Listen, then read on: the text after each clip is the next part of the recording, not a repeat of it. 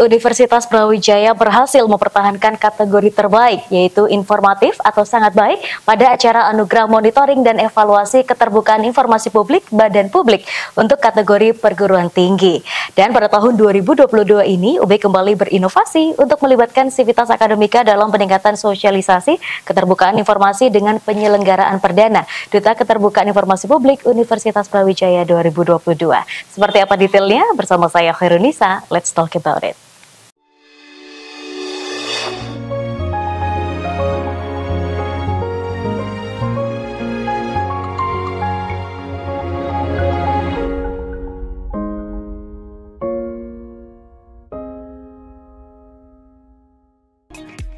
Ya pemirsa, kembali lagi bersama kami dalam program Let's Talk. Pada episode kali ini kita menghadirkan narasumber yang spesial, yaitu Profesor Widodo yang merupakan Rektor Universitas Brawijaya. Kita sapa terlebih dahulu. Assalamualaikum Prof. Waalaikumsalam warahmatullahi wabarakatuh. Bagaimana kabarnya hari ini? Alhamdulillah baik, sehat. Luar biasa, Prof. Kami mewakili Sivitas Akademika UB mengucapkan selamat atas prestasi yang luar biasa yang sudah didapatkan UB pada kesempatan kali ini. Mungkin beberapa masyarakat sudah ada yang paham, Prof. Tapi beberapa pula perlu diedukasi lebih jauh. Nah, ini apa sih sebenarnya prestasi yang kali ini diterima oleh UB? Silahkan, Prof. Ya, pertama saya mengucapkan terima kasih kepada seluruh Sivitas Akademika Universitas Brawijaya atas kerja keras semua, saya kira semua pihak, sehingga Universitas Brawijaya masih mendapatkan penghargaan sebagai perguruan tinggi informatif dari KIP. Nah, penghargaan ini tentu didasarkan pada penilaian KIP bahwa Universitas Brawijaya itu salah satu perguruan tinggi yang informatif, bisa memberikan pelayanan informasi yang diperlukan oleh masyarakat secara umum. Baik. Dan sampai sekarang juga alhamdulillah tidak ada sengketa informasi. Wah. Ya, yang ada di Universitas Brawijaya ini. Karena setiap ada customer, setiap ada masyarakat yang menginginkan informasi, kita bisa memberikan informasi itu sesuai dengan peraturan perundang-undangan yang ada. Siap, baik. Kalau berbicara mengenai prestasi seperti ini, tentunya ada tim balik layar, Prof, yang selalu mempersiapkan hingga penilaian. Kira-kira tim apa saja sih yang terlibat dalam proses penilaian tersebut? Ya, jadi ada banyak tim, ya, tapi diantaranya adalah ada tim PPID, ya. Jadi yang banyak bekerja untuk melakukan kegiatan-kegiatan, ya, termasuk diantaranya adalah sosialisasi dan kemudian juga berkomunikasi langsung dengan masyarakat terkait tentang keterbukaan informasi itu. Baik, nah Prof, kalau kita lihat di tataran fakultas juga ada berupa humas seperti itu. Apakah ini juga akhirnya bersinergi dengan PPID untuk sama-sama memberikan informasi kepada masyarakat? Ya, tentunya kita terkait, ya, bahu-membahu di level universitas dan juga di level fakultas. Dan bahkan di awal saya kira pertengahan tahun yang lalu, setiap dekan, ya, kita ajak bekerjasama untuk melakukan deklarasi tentang keterbukaan informasi secara bersama-sama. Yang alhamdulillah waktu itu ditandatangani masing-masing dekan dan juga ditandatangani oleh KIP pusat. Oke, wah luar biasa. Prof, kalau kita nih sebagai mahasiswa dan masyarakat umum pertama kali masuk ke rektorat, di situ ada ruangan khusus nih, namanya ruang pinter. Nah, ini kayaknya bikin unik karena di UB punya khusus ruangan bagi para masyarakat yang mau misalnya mencari informasi. Nah, itu seperti apa sih, Prof? Boleh diceritakan? Ya, kita berharap ada one stop information. Jadi ketika ada masyarakat yang membutuhkan informasi, sudah bisa dilayani dalam satu ruangan di lantai satu itu. Dan tentu ke depan kita akan kembangkan menjadi data center yang terintegrasi dari seluruh unit yang ada. Nah, sehingga harapannya masyarakat yang datang bisa komunikasi langsung dengan petugas dan atau bisa mengakses data-data yang kita sudah siapkan secara terintegrasi dalam sebuah sistem. Kira-kira begitu. kira-kira siapa saja sih Prof yang boleh mampir tuh ke Ruang Pintar untuk nanya-nanya? Masyarakat Umum, semuanya boleh iya, Prof? boleh, mahasiswa boleh, ya dosen, tenaga kependidikan, orang tua, dan kemudian masyarakat umum siapa saja. Karena kita itu kan badan publik yang tentunya ya melayani seluruh masyarakat. Oke, baik. Baik, kita akan masih melanjutkan pemirsa untuk membicarakan kira-kira seperti apa sih informasi-informasi yang bisa dinikmati oleh publik di segmen berikutnya. Jangan kemana-mana, tetap di program Let's Talk.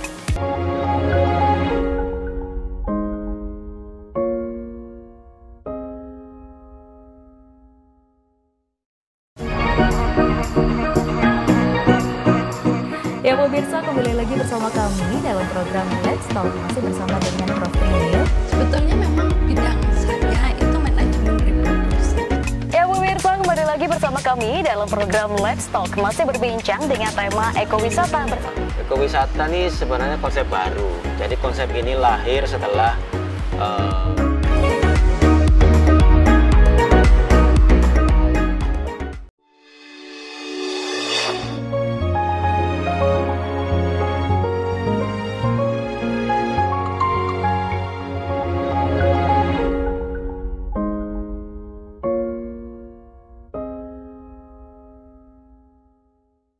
Ya pemirsa, kembali lagi bersama kami dalam program Let's Talk, masih berbincang dengan Prof. Widodo. Kita akan melanjutkan perbincangan tentang anugerah yang baru saja didapatkan oleh UB, yaitu kategori informatif dari KIP. Nah Prof, kalau berbicara terkait tentang apakah awareness dari Sivitas Akademika sendiri terhadap informasi yang bergulir dalam UB sendiri ini sudah cukup baik atau bagaimana?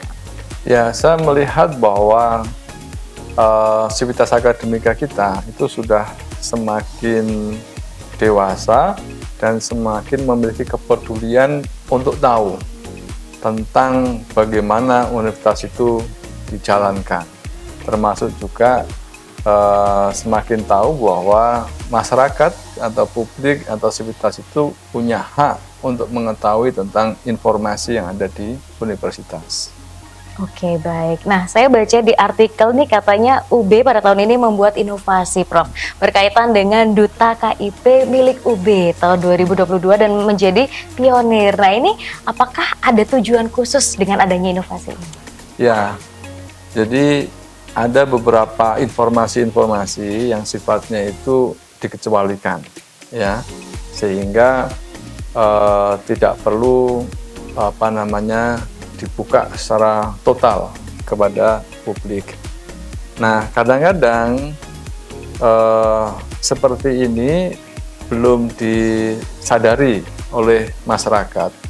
Nah, dengan adanya Duta Informasi itu harapannya bisa melakukan edukasi, ya, khususnya adalah ke generasi muda, ke sesama mahasiswa.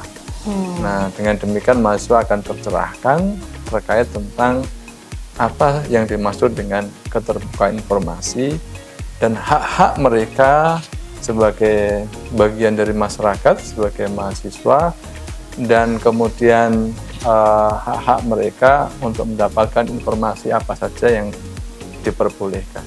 Baik. Nah, Prof, sekarang kalau kita lihat dari perspektif mahasiswa, misal apa sih gunanya teman-teman mahasiswa ini bisa mengakses berbagai informasi yang dimiliki oleh UB?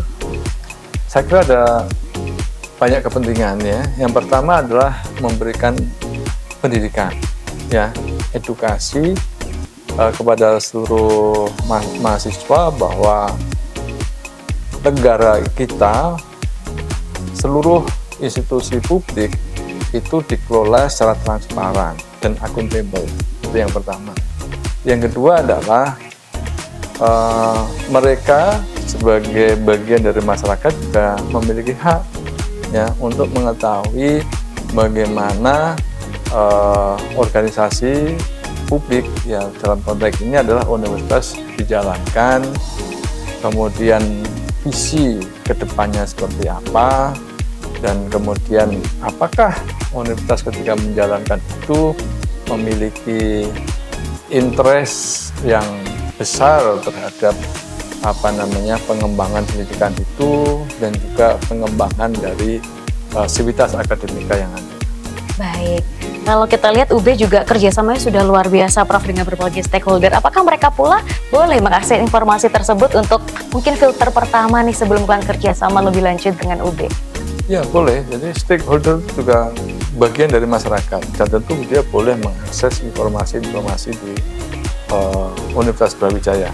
Dan justru dengan dia diberi informasi yang betul, maka stakeholder tadi akan memiliki keyakinan untuk bisa bekerja lebih erat lagi dengan Universitas Brawijaya. Baik, Prof, sekarang ini kan zamannya teknologi. Tadi di segmen pertama kita sudah berbicara soal ruang pinter nih, ketika masyarakat main ke UB bisa langsung tanya. Tapi kalau misalnya yang lokasinya jauh, pengen tahu soal UB, kemudian atau mengajukan aduan, apakah ada aplikasi khusus atau mungkin sistem pelayanan khusus yang bisa diakses secara digital? Iya, kita siapkan itu sudah. Jadi pertama akses informasi kita juga sudah siapkan di website kita, sehingga masyarakat bisa mengakses informasi-informasi terkait Universitas Brawijaya melalui website resmi kita.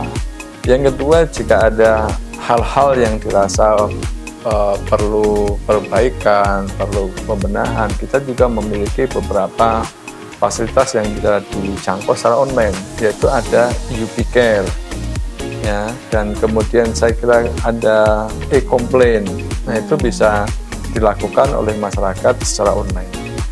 Baik, terakhir Prof, pesan untuk masyarakat terkait dengan prestasi yang baru saja diterima UB dan juga mungkin pesan bagi masyarakat yang belum begitu paham tentang keterbukaan informasi publik.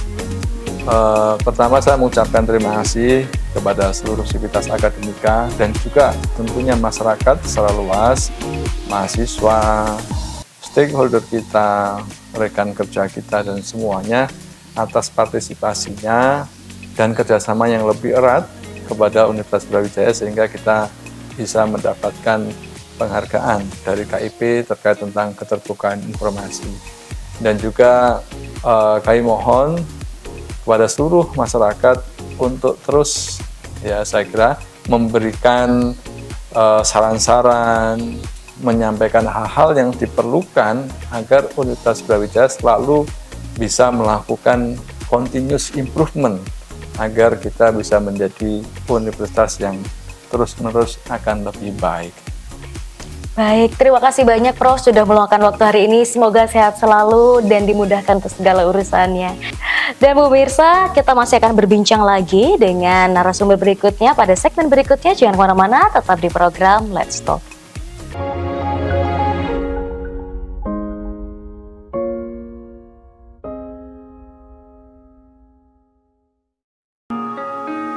Ya, mana yang kau pilih? Memberi perhatian atau berusaha tak peduli? Dan mana yang lebih melelahkan, berjuang atau melupakanmu kini? Tak lelahkah kau berpura-pura untuk mendapatkan perhatianku? Aku tak peduli, ku tak tahan lagi. Ku sudah tak punya waktu untukmu lagi. Is anybody real here? Is anybody real here? Aku tak peduli.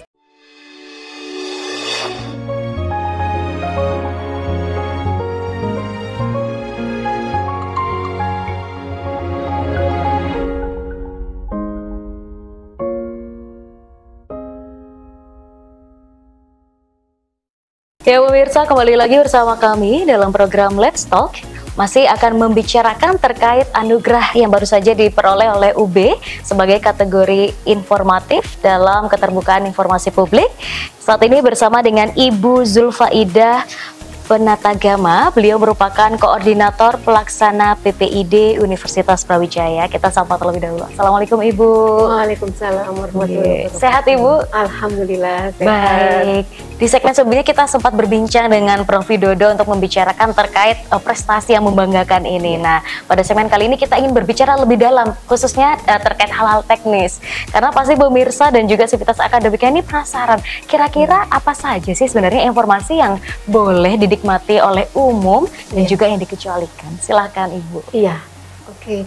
Alhamdulillah UB ini sudah dengan tahun ini 4 kali berturut-turut, berarti sejak tahun 2019 mendapatkan penghargaan atau penganugerahan sebagai badan publik kategori informatif.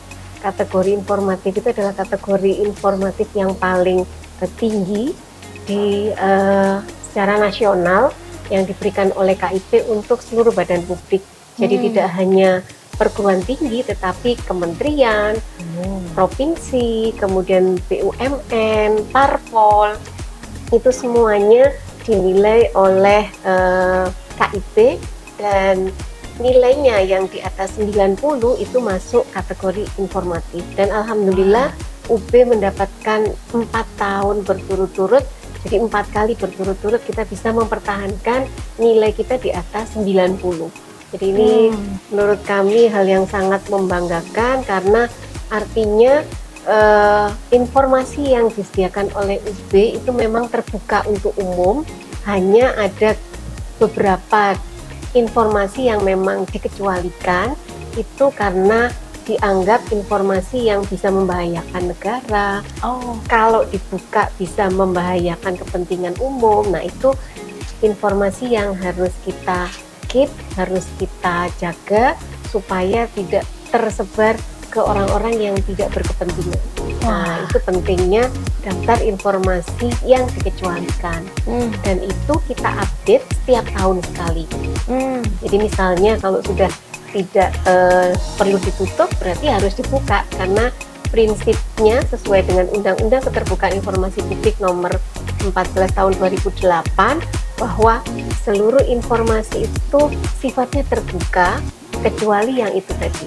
Jadi yang membahayakan kepentingan banyak pihak itu harus kita tutup.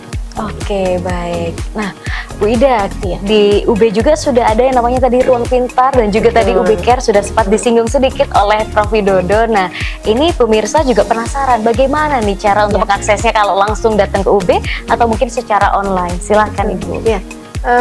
Kami sangat senang karena UB itu punya trademark. Kalau ke UB belum foto di Ruang Pintar itu belum jadi pinter, belum afdol, belum afdol, karena memang tidak ada di tempat lain. Ruang Pintar ada hanya di UB.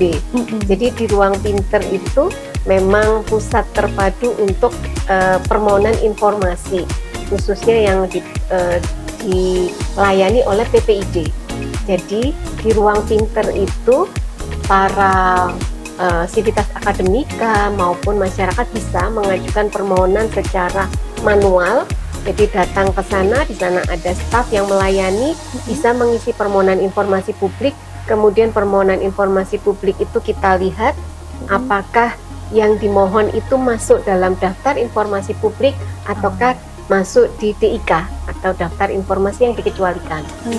Kalau memang masuk DIP maka kita berikan. Kalau masuk di DIK maka kita sampaikan bahwa ini masuk kategori yang dikecualikan, sehingga tidak boleh diakses oleh masyarakat. Tapi kalau memang boleh, kita memiliki batasan waktu sekitar maksimum itu 5 hari gitu ya, kita berikan. Kalau kurang bisa 7 hari gitu ya, kita minta tambahan waktu untuk perpanjangan. Tapi selama ini 5 hari saja sudah cukup. Ya, biasanya kita sudah berikan ke pemohon lewat manual offline. Tapi kalau yang tidak bisa hadir lewat PPID itu ada di berbasis Android, kita ada. Jadi bisa diakses di PPID, UB ACID, itu ada juga di berbasis Android. Jadi masyarakat bisa mengajukan online di sini atau berbasis website juga bisa. Oke. Kalau untuk yang tadi pengaduan, dulu kita punya namanya e-complaint, tetapi kita rebranding karena kesannya jelek, jadi kayaknya negatif terus gitu ya. Akhirnya kita beri UB Care, di mana seluruh sivitas akademika bahkan masyarakat umum bisa mengakses dan mengajukan keluhannya. Jadi misalnya keluhan di ruang parkir, keluhan di ruang yang tidak ada wifi-nya, itu semuanya bisa dikeluhkan di sana. Dan kami bertugas untuk mengeskalasi ke pimpinan terkait. Jadi bisa langsung ditindaklanjuti oleh pimpinan terkait. Beda dengan media massa atau media sosial yang pimpinan tidak bisa jadi tidak membaca. Tetapi kalau di UB Care, insya Allah kita akan kawal sehingga pimpinan bisa langsung memberikan tanggapannya. Itu yang unik juga di UB karena ada UB Care. Baik, mungkin terakhir Bu Ida, Nah, kira-kira apa nih pesan yang perlu disampaikan kepada masyarakat berkaitan dengan anugerah yang sudah 4 tahun berturut-turut ini ya, selalu diperoleh oleh UB? Silahkan. Ya, kami sangat senang, terima kasih sekali kepada pimpinan, terutama karena dengan komitmen pimpinan mulai dari Pak Rektor hingga sampai ke bawah, semuanya mensupport, sehingga saat ditandatangani komitmen bersama atau deklarasi bersama itu semuanya terwujud kali ini, bahkan sampai ada duta keterbukaan informasi publik. Nah, ini kami sangat memohon kepada seluruh sivitas akademika publik yang ada di UB itu, kalau ingin mencari informasi, datang saja ke ruang pinter. Nanti di sana kita akan memberikan informasi yang diperlukan, terutama terkait tentang daftar informasi publik. Nah, kami dalam tahun ini juga ingin menyebarkan informasi terkait isi undang-undang lebih dalam lagi. Kami membuat kalender ya. Di kalender itu nanti akan kami bagikan ke seluruh pimpinan sebagai sarana sosialisasi. Di kalender ini nanti bisa juga diakses lewat HP ya, karena sudah ada soft file-nya. Di sini ada sosialisasi terkait isi undang-undang. Nah, kami mohon kepada seluruh pimpinan juga bisa membaca tiap bulan, sehingga informasi isi undang-undang itu bisa dipahami oleh seluruh pimpinan, bahkan nanti Duta Keterbukaan Informasi Publik juga akan menyebarkan informasi tersebut. Jadi kami berharap seluruh sivitas akademika bisa memahami tentang apa itu hak Anda untuk tahu. Wah, luar biasa. Terima kasih banyak Bu Ida atas penjelasannya. Semoga sehat selalu dan semakin sukses dan mempertahankan prestasi ini di tahun-tahun berikutnya. Dan pemirsa, tak terasa 30 menit sudah kita berbincang pada episode kali ini. Saya Khairunisa beserta seluruh kru yang bertugas mohon pamit undur diri. Terima kasih atas kebersamaan Anda dan sampai jumpa.